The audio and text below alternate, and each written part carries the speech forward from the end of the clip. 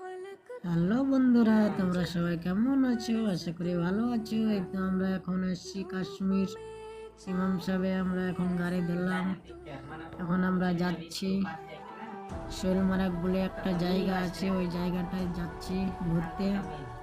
দেখা যাক ওখানে কি হয়।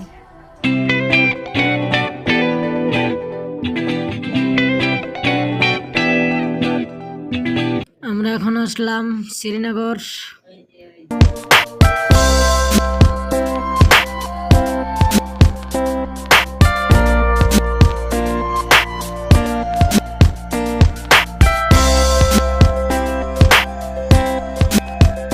এখন আমরা আসলাম গুলমারাগ বলে জায়গা। এই জায়গাটাও অনেক সুন্দর।